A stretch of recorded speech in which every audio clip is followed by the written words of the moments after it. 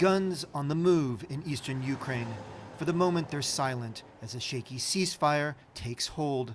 Rebel leaders say these weapons were used in the bitter fighting around Donetsk airport. On the other side of the front line, government forces have begun their own pullback. Overseeing it all are monitors from the Organization for Security and Cooperation in Europe. But the OSCE says it needs more details from both sides.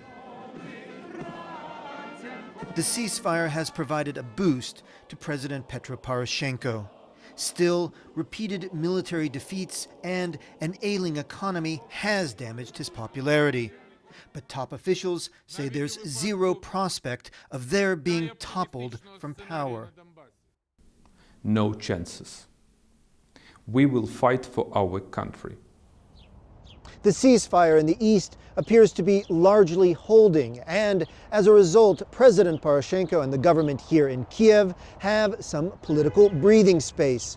But fighting could erupt at any moment, and if the army were to suffer another major defeat, Mr. Poroshenko could find himself under increasing pressure. On Ukrainian TV, adverts drum up support and money for the country's military. Behind the patriotic fervor lies a hard truth. The government cannot supply the majority of equipment its forces need.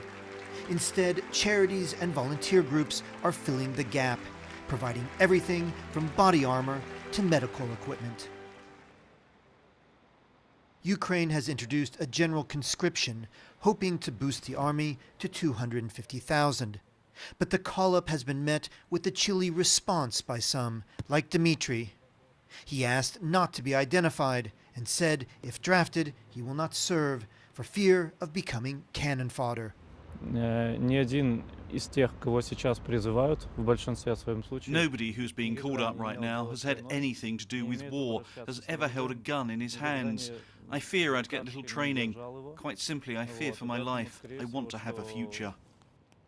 Dmitry and many others hope a path is now clear to a political settlement, but few here are optimistic. David Stern, BBC News, Kiev.